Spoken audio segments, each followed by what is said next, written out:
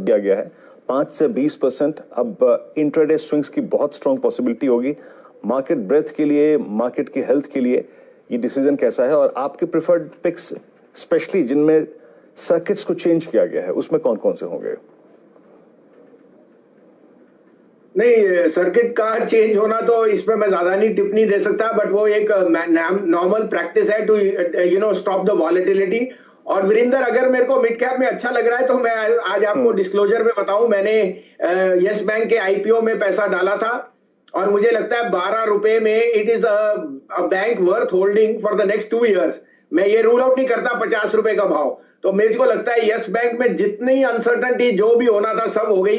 12 रुपए में as a disclosure मैंने भी भरे थे और 15,000 शेयर आए हैं और वो 2 नामों में आए हैं, तो मैं भी इसमें इंटरेस्टेड पार्टी हूं। इसका सर्किट फिल्टर मुझे पता नहीं, अगर बढ़ गया तो ये एक वर्थवाइल प्ले है। इन्वेस्टर्स को मैं कहूंगा इसमें आप निवेश कीजिए।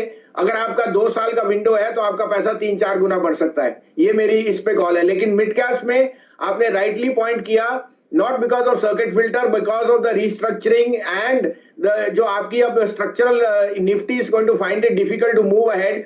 It will be more color on the mid cap, so I would be more positive on select mid caps in construction, in mid cap banks and in industrials. ठीक बात है। तो यस बैंक पर मुझे याद है वसीम साहब आपका से के आने से पहले चर्चा कर रहे थे एचपीसीएल की, क्या शानदार नतीजे इसने पेश किए। ल्यूपिन की बात हुई जहां थोड़ा डिसअपॉइंटमेंट था, और पिडीलाइट की बात हुई। आपकी राय इन तीनों ही स्टॉक्स पर please. Good morning to you. Good morning Hemant, आपको भी और वीरेंद्र को भी। और सॉरी थोड़ा लेट हो गया ज्वाइन करने में, but Hemant, yes HPCL is a stand out number, but उसमें मैंने ये पहले कहा था लोगों को कि inventory gains will be maximum. आप देखिए वॉल्यूम कम है, everything else is lower, but the inventory, क्योंकि गवर्नमेंट ने 18, 20, 22 डॉलर पे क्रूड काफी बढ़ा था इस क्वार्टर में, and part of that has been passed on to HPCL. तो आई थिंक एचपीसीएल अब बीपीसीएल से ज्यादा रिबाउंड करना चाहिए।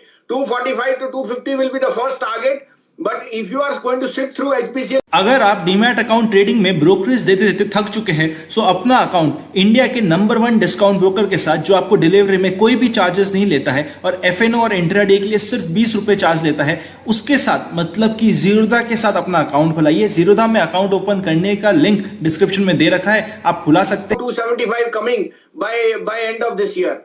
तो HPCL is my top OMC pick. Pidilite आपने जैसे कहा, it's a quality stock but numbers weak है, और अभी थोड़ा सा I think it can languish over there because there are enough other place to be there. और थर्डली लूपिन, तो clearly I think Lupin, Cadila में रिजल्ट्स जो एक्सपेक्टेशन थी, कैडिला का वन टाइम इफेक्ट था बिकॉज ऑफ लोअर कॉस्ट, ये सब प्राइस्ड इन है। थोड़ा सा फार्मा पे भी watchful because I think they are running ahead of expectation, और इस कारण से इनमें थोड़ी सी प्रॉफिट बुकिंग आ सकती है बिकॉज अब जो बैंक की पॉलिसी है, रीस्ट्रक्चरिंग है। I would be more colourful on the banks rather than pharma and IT. इस लिस्टिंग के चलते तो आज इसकी लिस्टिंग हो रही है रीट्स की। हाँ बिल्कुल हेमंत जी, देखिए 7.5% पे उसका 13 टाइम्स ओवर सब्सक्राइब हुआ।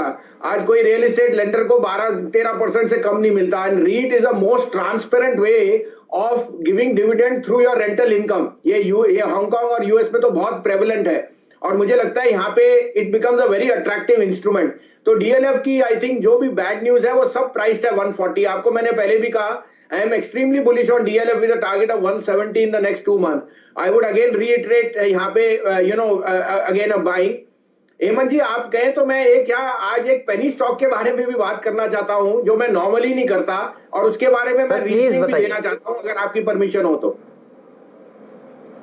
सर प्लीज सर बताइए।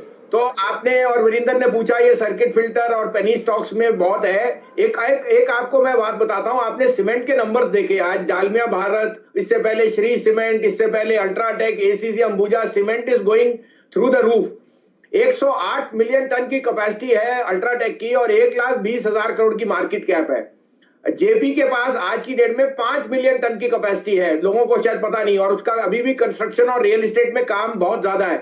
लेकिन आपको पता है debt overhang and so on and so forth है, लेकिन उसकी market cap even after doubling from 150 to 3 is 800 crore per ton. अगर आप उसका कहीं भी वैल्यूएशन लगते हैं तो 4 से 5,000 करोड़ की मार्केट कैप कम से कम होती है। which tells me a fair value of 12 rupees, 10 to 12 rupees can be there in the next 1 year. तो अगर लोग बाग को मैं जनरली रिकमेंड नहीं करता, मगर अगर आपको कोई मल्टी बैगर जो आप सोचते हैं पेनी स्टॉक में दिख सकता है on the base of this valuation of cement and other businesses, it has to be JP. I think 2.5-3 रुपए में it has got all the negatives priced in. अब it's a matter of time कब उसकी realisation आए, but it can be a 4 to 5 bagger in the next 1 year.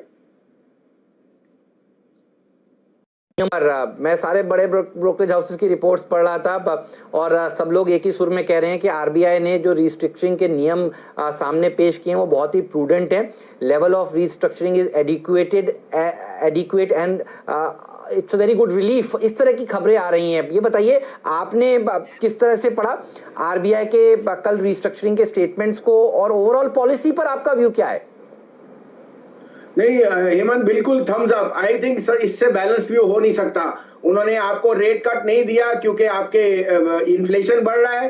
साथ में उन्होंने कहा कि जहां आपको जरूरत पड़े हम वहां खड़े हैं, तो our back is with you. और साथ में इंडिकेशन भी ये करा कि रिपो रेट को इससे ज्यादा घटने का, रिवर्स को भी करने का कोई अनटच छोड़ दिया. आई थिंक जो उन्होंने रिस्ट्रक्चरिंग दी है, देखो टॉप 100 कंपनीज वैसे भी सेफ है.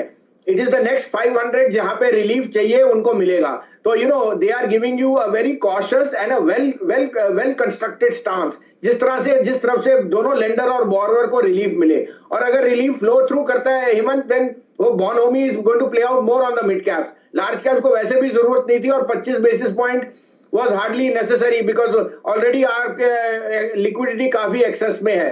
So I think it is a very balanced policy, and if anything, the underperformance of banks should now come to an end.